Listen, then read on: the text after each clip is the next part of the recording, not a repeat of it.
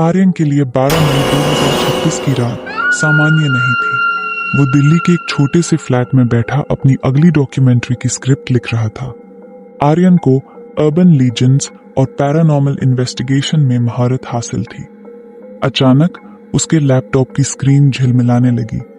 बिना किसी इनपुट के कर्सर अपने आप हिलने लगा और नोटपैड पर कुछ शब्द टाइप होने लगे। वे तुम्हें पुकार रहे हैं आर्यन। तुम सोचते हो कि तुम भूतों को ढूंढते हो, लेकिन सच ये है कि उन्होंने तुम्हें बहुत पहले ही ढूंढ लिया था। आर्यन ठिठक गया। उसे लगा शायद ये किसी हैकर का काम है, लेकिन तभी उसके कमरे की खिड़की जोर से खटखटाई गई। बाहर 15वीं मंजिल पर कोई नहीं हो सकता था। उसने पर्दा हटाया तो कांच पर जमी भाप में एक छोटा सा हाथ का निशान बना था, जैसे किसी बच्चे ने अंदर आने की कोशिश की हो। उसी रात उसे एक पुराना पार्सल मिला। उसमें एक जंग लगा हुआ पीतल का चाबी का गुच्छा था और एक फटा हुआ नक्शा। नक्शे के केंद्र में एक जगह को खून जैसे लाल रंग से घेरा गया था। किलेनुमा हवेली, काला डगर। आर्यन ने अपनी पुरानी एसयूवी निकाली। उसे लग रहा था कि ये उसके करियर की सबसे बड़ी खोज होने वाली है। जैसे जैसे वो हरियाणा और राजस्थान की सीमाओं के पास पहुंचा, सड़कें संकरी होती गईं। जीपीएस ने काम करना बंद कर दिया था। रास्ते के दोनों ओर सूखे हुए बरगद के पेड़ थे, जिनकी लटकती जटाएं अंधेरे में फांसी के फंदों जैसी लग रही थी। सुबह के 3 बज रहे थे जब वो काला डगर गांव की सीमा पर पहुंचा। गांव का प्रवेश द्वार एक पुराने पत्थर के मेहराब जैसा था, जिस पर अजीबो-गरीब आकृतियां खुदी थीं। अजीब बात यह थी कि गांव में एक भी कुत्ता नहीं भौंक रहा था। वहां एक ऐसी खामोशी थी जो कानों में चुभती थी। उसने गाड़ी रोकी और बाहर निकला। जमीन पर बिछी दगदी जो 100 लाख कदयों के चरमराने की आवाज भी किसी धमाके जैसी लग रही थी। तभी उसे एक धुंधली आकृति दिखाई दी। एक बूढ़ी औरत जो एक पुराने कुएं के पास बैठी कुछ पीस रही थी। माई, ये हवेली का रास्ता किधर जाता है? आर्यन ने पूछा। बुढ़िया ने सिर नहीं उठाया, बस अपनी सूखी उंगली से पहाड़ी की ओर इशारा किया। वहां मत जाना बेटा, वहां हवाएं बातें करती हैं और साए चलते हैं। जो वहां गया वो खुद एक साया बन गया। आर्यन ने उसकी बात अनसुनी कर दी और गाड़ी आगे बढ़ा दी। उसने रियर व्यू मिरर में देखा। कुएं के पास कोई नहीं था। वो औरत महज कुछ ही सेकंड में गायब हो चुकी थी। पहाड़ी की चोटी पर वो हवेली खड़ी थी। वो किसी विशाल राक्षस की तरह लग रही थी, जिसकी खिड़कियां उसकी डरावनी आंखें थीं। मुख्य दरवाजा भारी लकड़ी और लोहे का बना था, जिस पर 53 नंबर खुदा था। जैसे ही आर्यन ने उस पुरानी चाबी को ताले में डाला, पूरा वातावरण बदल गया। पक्षियों के चहचहाने की जगह एक गहरी घरघराहट भरी आवाज गूंजी। कड़क, ताला खुल गया। अंदर कदम रखते ही आर्यन को एक ऐसी गंध आई जो पुरानी किताबों, सड़ते हुए मांस और चमेली के इत्र का अजीब मिश्रण थी। उसने अपनी टॉर्च चलाई। रोशनी की किरण धूल के कणों को चीरती हुई सामने की दीवार पर पड़ी, जहां एक विशाल आदमकद आईना लगा था। आर्यन ठिठक गया। आईने में उसकी परछाई तो दिख रही थी, लेकिन उसके पीछे एक साया खड़ा था, जिसका चेहरा नहीं था। आर्यन झटके से पीछे मुड़ा। पीछे कोई नहीं था, लेकिन जब उसने वापस आईने में देखा तो वो साया अब आर्यन के और करीब खड़ा था और उसके कंधे पर एक काला लंबा हाथ रखा हुआ था। आर्यन की सांसें फूलने लगीं। उसने महसूस किया कि उसका पैर किसी चीज से टकराया है। नीचे फर्श पर एक पुराना टेप रिकॉर्डर पड़ा था। उसने कांपते हाथों से प्ले बटन दबाया। उसमें से एक आवाज आई। वो आवाज आर्यन की अपनी थी। आज 12 मई है। मैं काला डगर की हवेली में पहुंच चुका हूं। मुझे लगता है कि मैं यहां से कभी बाहर नहीं जा पाऊंगा। अगर कोई ये सुन रहा है तो कृपया। तभी रिकॉर्डिंग में एक भयानक चीख गूंजी और सब शांत हो गया। आर्यन दंग रह गया। उसने तो अभी तक कोई रिकॉर्डिंग की ही नहीं थी, तो फिर ये आवाज किसकी थी? और क्या वो समय के किसी ऐसे चक्र में फंस गया था जहां मौत उसका इंतजार कर रही थी? आर्यन के हाथ कांप रहे थे। टेप रिकॉर्डर से आती अपनी ही आवाज ने उसके दिमाग की नसें हिला दी थी। उसने रिकॉर्डर को गौर से देखा। वह मॉडल कम से कम 30 साल पुराना था, लेकिन उस पर जमी धूल ताजा थी। यह नामुमकिन है, उसने खुद को सांत्वना दी। शायद ये कोई एआई वॉइस क्लोनिंग है, कोई मुझे डराने की कोशिश कर रहा है। तभी रिकॉर्डर से फिर आवाज आई। इस बार वो आयन की आवाज नहीं थी, वो किसी बूढ़े व्यक्ति की भारी और चरमराती हुई आवाज थी। आयन, सीढ़ियों के नीचे मत देखना, वो वही इंतजार कर रहा है। आयन ने झटके से अपनी टॉर्च उस दिशा में घुमाई जहां सीढ़ियां बेसमेंट की ओर जा रही थी। वहां अंधेरा इतना घना था कि टॉर्च की तेज रोशनी भी उसे भेद नहीं पा रही थी। ऐसा लग रहा था मानो अंधेरा कोई गैस हो जो रोशनी को निगल रही है। आयन ने भारी कदमों से सीढ़ियों की ओर बढ़ना शुरू किया। हर कदम पर लकड़ी की सीढ़ियां ऐसे चीखती थी जैसे कोई दर्द से करा रहा हो। जैसे ही वो बेसमेंट के करीब पहुंचा, उसे दीवार पर कुछ चमकता हुआ दिखा।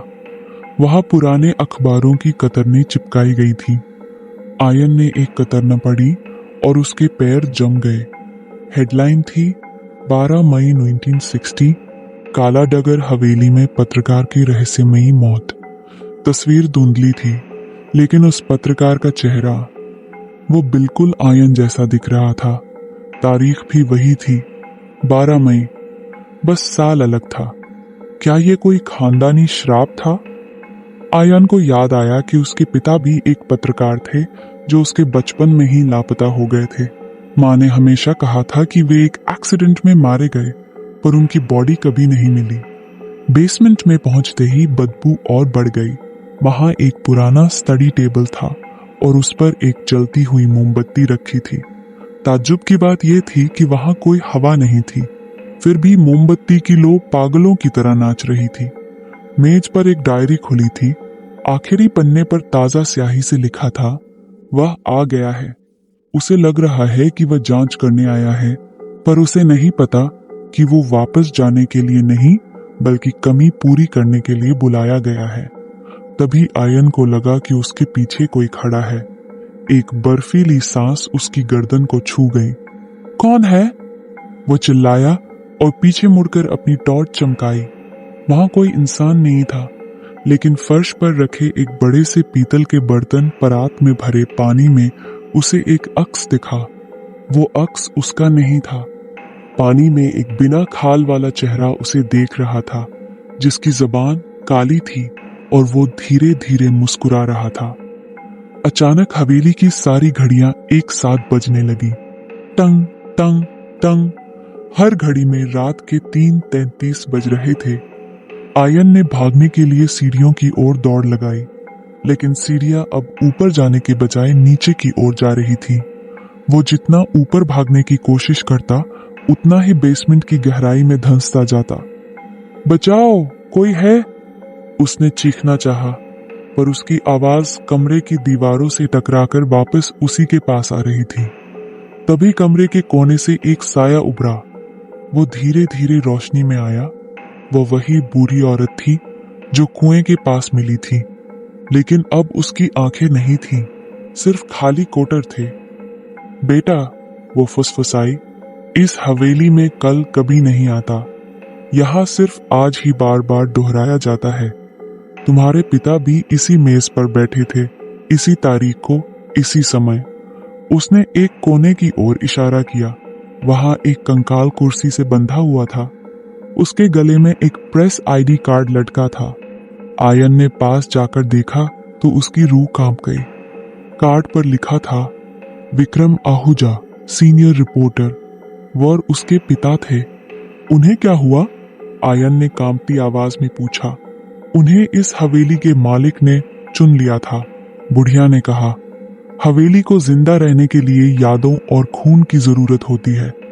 अब तुम्हारी बारी है।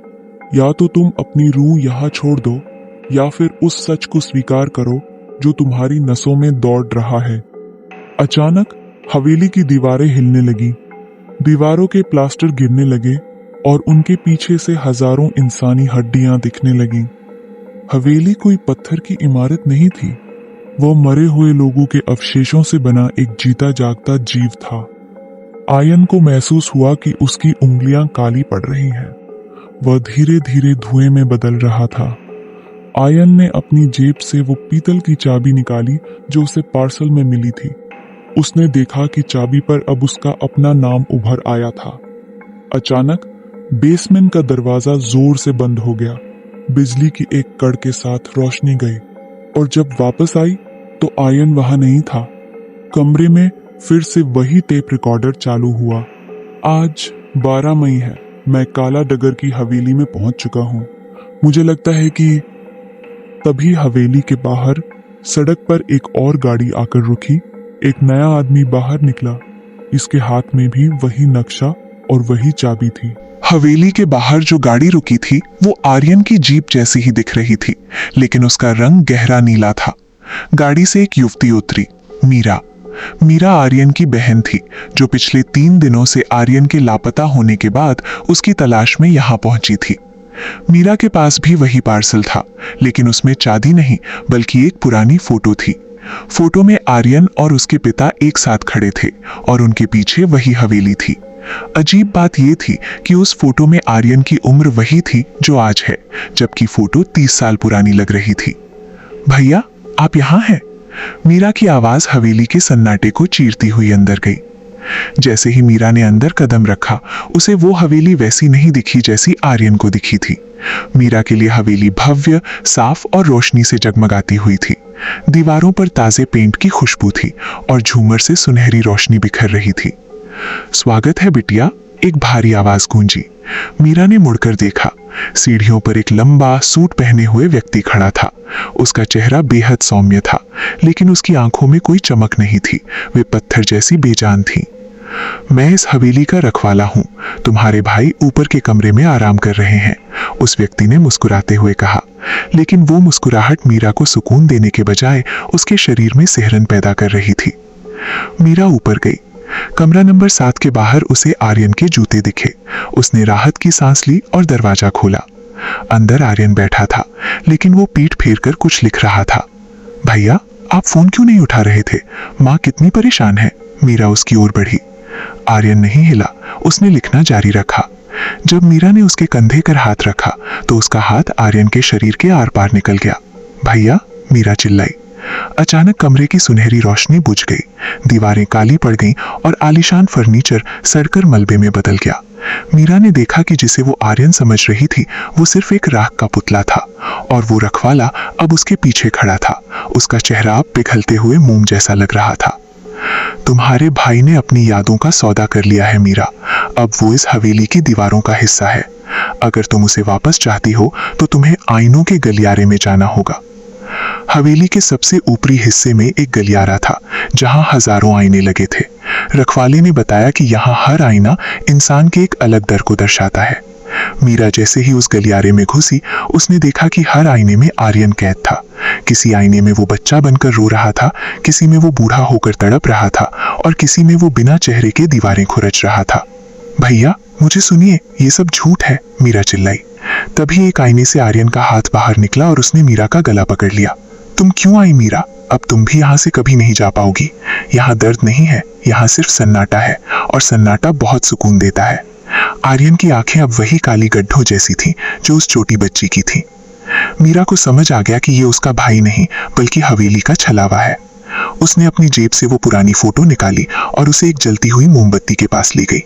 ये हवेली यादों पर पलती है ना? मीरा ने कड़कती आवाज में कहा। अगर मैं ये आखिरी याद जला दूं तो तुम्हारे पास हमें रोकने का कोई जरिया नहीं बचेगा। जैसे ही फोटो का कोना जला, पूरी हवेली में एक भयानक चीख गूंजी। वो चीख किसी इंसान की नहीं थी बल्कि जमीन के नीचे से आ रही थी। हवेली का मालिक, जो दरअसल एक प्राचीन राक्षसी साया था, प्रकट हुआ। वो साया फर्श से धुएं की तरह उठा और मीरा को घेरने लगा। यादें जलाओगी तो खुद को कैसे बचाओगी? साये की आवाज उसके दिमाग के अंदर गूंजी। अचानक बेसमेंट का दरवाजा टूटकर खुला और वहां से आर्यन, असली आर्यन, बाहर निकला। उसके हाथ में उसके पिता का वो पुराना प्रेस कार्ड था जिसे उसने अपनी रूह की आखिरी ताकत से पकड़ रखा था। मीरा, भागो, ये हवेली गिर रही है, मीरा चिल्लाई। हवेली कांपने लगी थी, ईंटें गिरने लगी थी और रूहें दीवारों से बाहर निकलकर आजाद होने के लिए तड़प रही थीं। आर्यन और मीरा मुख्य दरवाजे की ओर भागे। लेकिन रखवाला उनके सामने खड़ा हो गया। एक रूह तो यहाँ रहेगी ही, ये इस जगह का कानून है। आर्यन ने मीरा को धक्का देकर दरवाजे से बाहर कर दिया। माँ का ख्याल रखना मीरा। नहीं भैया, मीरा चिल्लाई, लेकिन भारी लकड़ी का दरवाजा अपने आप बंद हो गया और उस पर लोहे की जंजीरें लिपट गईं। अंदर एक जोरदार धमाका हुआ और पूरी हवेली आग की लपटों में घिर गई, लेकिन वो आग ठंडी और नीली थी। मीरा बाहर सड़क पर गिर पड़ी। जब उसने पीछे मुड़कर देखा तो वहां कोई हवेली नहीं थी, बस एक खाली मैदान था और बीचों बीच एक जला हुआ बरगद का पेड़। उसने अपने हाथ की ओर देखा। उसके हाथ में अभी भी वो जली हुई फोटो थी, लेकिन अब फोटो में आर्यन की जगह वो खुद खड़ी थी और उसके पीछे वो धुंधला साया मुस्कुरा रहा था। गांव के कुएं के पास से फिर वही लोरी गाने की आवाज आई। सो जा रे नन्हे, सन्नाटा बुलाता है।